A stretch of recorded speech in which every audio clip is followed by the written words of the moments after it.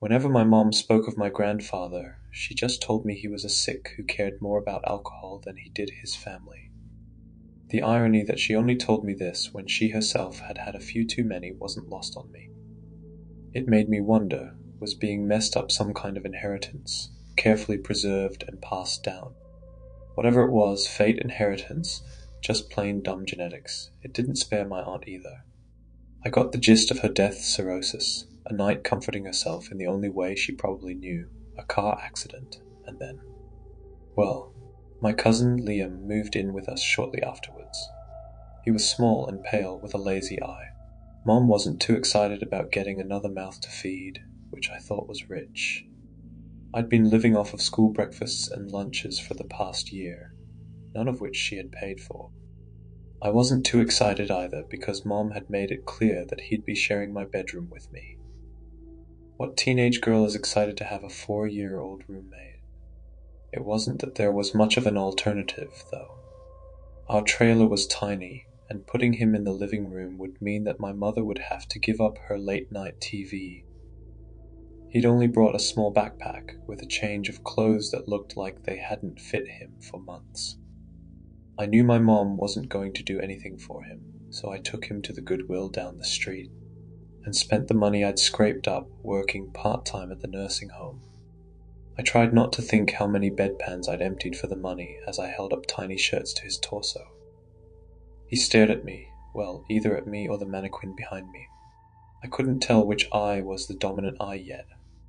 The fitting rooms have been closed permanently, so I just eyed the bottoms as well as I could and checked. The cashier cooed over him, and when I complained about the clothes maybe not fitting, whispered that I could run home and try them. If they don't fit, come back before I'm off, and I'll give you a refund. Plastic bags jostling my legs, I hustled us back home, practically dragging him behind me. His hand was limp in my grip, and I kept glancing over my shoulder to make sure he was okay. It was then that I realized that I hadn't heard him talk yet. I don't have a ton of experience with little kids. Nursing home and high school are pretty much the only places I go besides home. But that's not normal, right? My mom was in the living room, talking loudly on the phone, so I led him into our room and emptied the bags. Here, get changed. He watched me blankly, and I sighed, leaning over to help. I froze when I saw his arms. Look, I'm not going to get explicit. Last thing I want is some creep reading this who gets off on the thought of kids getting hurt. All I'm going to say is that someone had been hurting this kid. I dropped his arms, staring at him. He looked back blankly, and I stormed out to yell at my mom. Logically, I knew that this wasn't her fault. It was her sister's, either for doing it or allowing it, but she was dead, and my mom was the closest person that I could blame. We devolved into a screaming competition. I called her sister A, and we went from there, with her telling me that I didn't know what had haunted her sister in life. By the time I went back to the room, I knew for sure the girl was off her shift, and it didn't really matter if the clothes fit or not. He'd grow into them because I was going to make sure he got fed. Nothing was going to hurt this kid ever again. I bandaged him up, feed him fish sticks for dinner, and got him into bed before I had to take off for work. I don't know much about parenting, but if our relatives are what doom us, then I wasn't going to be another mark against him. My mother was passed out on the couch when I got home, but I didn't worry about waking her.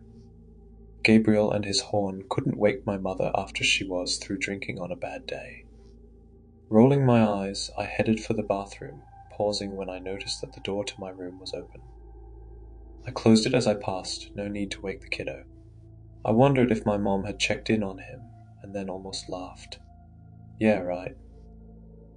I started noticing that stuff was off the next couple of days. Doors were open, things in my room, even things that he couldn't reach, had been moved. One night I came in to find my blinds had been torn down and the window opened. There was no way he was strong enough to do that, so I just assumed my mother had, in a drunken fit, tried to air out the house. That's what I told myself anyways, but I didn't really believe it. My mother had never decided to try and do anything useful while drunk, even if it failed. It wasn't until the weekend, when I had time to help the kid take a bath, that I realized that the wounds weren't healing. In fact, he had more. The tub kept filling and almost overflowed before I caught myself and turned it off. What was going on here? My mother was awful, sure, but she'd never hurt a kid, at least not knowingly. I'd been around the kid all other hours of the day, except for when I had work. My next thought was that he was doing this to himself, to cope with losing his mom and what I'm sure was a childhood.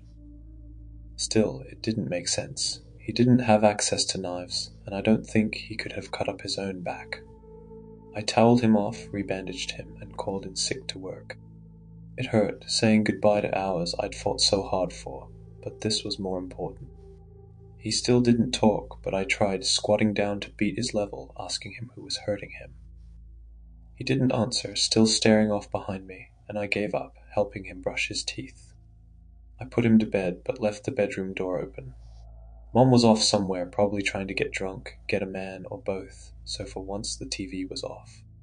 I made myself comfortable in the living room and started painting my nails. I'd only done my index finger when I heard the door to my bedroom creak shut. I stood up, putting the brush back in the bottle, and went to check. The room was still and dark but for the lights from the gas station across the road. It took me a moment to see Liam, but he was huddled under the blankets in the little bed I'd made up for him, just as I'd left him. Maybe a draft had blown the door shut. I wedged it open with a dirty uniform and went back to the table. I'd barely done another 2 fingers when I heard the door close again. This time I was faster, rushing to the door and flinging it open, but again nothing. I noticed then that Liam was shaking underneath the blankets.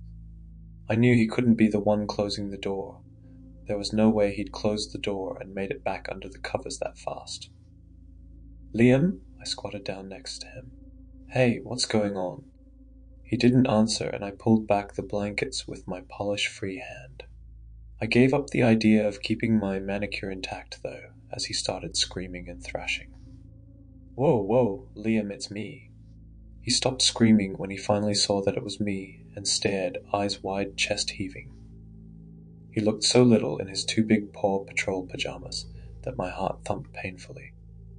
Who would hurt him? "Hey buddy, what's going on?" I sat down, crisscrossing my legs. He shifted his gaze to behind me, and I glanced back, surreptitiously. Nothing but the yellow light from the living room. Wait, there was something else.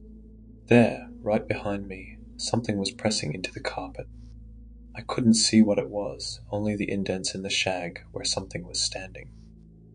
I stopped breathing and mechanically turned around. "Let's get you a late-night snack, okay?" He was hard for me to pick up, but I managed it, not even looking back as I carried him out of the room. I closed the door right behind me, trying to seem normal about it, like I hadn't noticed what was in there. I held him close as I hurried to the kitchen, and I could feel his little heart beating through his chest. What the heck was that? And why was it hurting him? I made silly faces as I mixed powdered milk with water, but my mind was racing. I remembered Mom had talked about her father, and the deal with the devil that killed him more than once. But I'd always figured she was just talking about how he'd drunk himself to an early grave. Maybe not, though. Maybe she'd meant something much more literal. I had no way of contacting her, and she was probably too drunk to tell a coherent story wherever she was, anyways. What else should I do? Call a priest? That idea seemed best, so I gave it a go while he drank his milk obediently. But when I called the local church, all I got was an answering machine. I thought about the police, but dismissed it. When they saw how beat up he was, he'd be taken away for sure, and I knew that whatever that thing was, it would follow him. What else? A quick Google search revealed that there were as many ways to deal with a monster as there were horror stories, but how could I tell which one worked? If any did. Salt seemed to be a common defense, so I wrenched open the drawer next to the sink. We didn't have salt, really, but I always grabbed lots of packets when my old folks didn't want them. It saved money, even if it was just a little bit. I started ripping open yellow salt packets, dumping salt on the ground, scattering it on the counter around Liam. He watched me milk mustache drying. I smiled tensely. "I'm just trying something, buddy." There was a creak, and despite myself, I turned to watch my bedroom door swing open. It looked perfectly natural, and my stomach twisted. How many times had I come home to doors open that I knew I had left closed? How many times had this poor baby been hurt, hiding under the blankets, alone with no one but my intoxicated mother to protect him? I turned back to see that his gaze was fixed firmly on something I couldn't see, mouth slightly open. He was starting to shiver, and I picked him up again, handing him a salt packet for luck. I watched the salt carefully. The white grains stood out starkly in comparison to the dark linoleum, and I could see clearly that there was something brushing up against the edges, but not moving forward. I breathed a sigh of relief, and they were brushed aside as whatever it was began moving through them. This may sound dumb, but I wasn't too sure what else to do. None of the doors in the trailer were strong enough to keep out a toddler, so I couldn't barricade ourselves in. Holding Liam close, I fled the house. Mom had taken the car, so we couldn't drive off, or even lock ourselves in it. The gas station was closed, except for the pumps, as was everything else. I ran as fast as I dared in my flip-flops, not daring to look away from my feet. "If you see that thing, you have to tell me," I told Liam, voice shaky as I gasped for air. He tightened his arms around my neck, head swiveling against my shoulder. "I see a lot of them." It was the first time he'd spoken, and I almost dropped him. How many?" He didn't answer, just held me tighter. I didn't know where to go. I just kept moving, hoping that I could stay ahead, that wouldn't get surrounded. Face pressed against me, Liam began making a soft keening sound. He thought we were doomed. Ahead there were lights, and I realized that I hadn't been paying any attention to where we were going. I'd just run, and now we were approaching the Target parking lot. In the light, though, I could see movement in the dirt on the sidewalk ahead of me. I paused and looked back. There was something there, too. I didn't think I could climb the chainmail fence my other side, meaning that what I had feared had happened. I clutched Liam close and squatted down like I could fully shield him. I wasn't a good mother figure.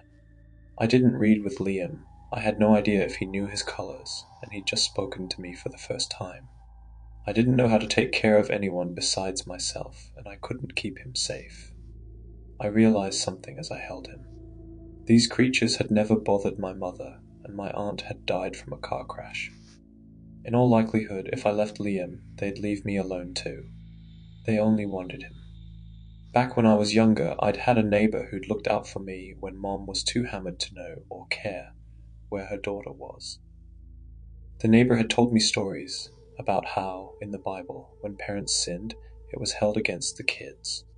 But then Jesus had set people straight because kids weren't supposed to be blamed for their parents' sins. It's just that they were often a casualty. Like me and my bad luck inheritance, like Liam with his inherited demons.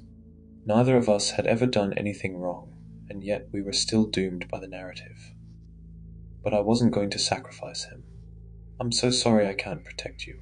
I whispered against the back of his head, and he didn't answer. "I don't know if you believe in miracles or not. Frankly, I don't care. What happened next was a miracle and nothing else." A white light washed the area, and I saw them then, the creatures that had followed us. My stomach twisted when I saw how many of them there were, grotesquely twisted carcasses, skeletons impossibly elongated, faces little more than gaping maws. There was a sound like a bell, and the light faded, but I could still see them. The light hadn't completely faded, haloing the ground next to my feet, and I looked down, seeing for the first time a tire iron wedged in between the concrete and fence. I put Liam down, untangling his arms, and hoisted the iron. It felt warm against my palm, and I turned, keeping Liam behind me. The creatures weren't fast. They didn't need to be. Already our circle was shrinking. But I am not my mother, and I am not my family. I would rather die fighting than hide. I have to patch myself up several times a week. Whatever they are, they don't come out during the day. I've moved my shifts, so I only work in the daylight on weekends, not that summer is over. Liam is growing and talking more. His cuts are all finally healed up, but he has some pretty gnarly scars. Mom has a new boyfriend, but as long as she keeps paying the bills, I frankly don't care what she does. I sleep with a baseball bat by my bed and bells on my door and windows. I guess I'm writing this to say, even if you feel doomed, you're not. You might have to fight like hell, but hey, we are not our parents. Their deals with the devil. Their problem, not ours. Good luck. And if you see footprints behind you, run. Thank you for listening till the end. If you enjoyed the story, don't forget to like and subscribe for more chilling tales. Let me know in the comments what scares you the most. Until next time, and be careful in the dark.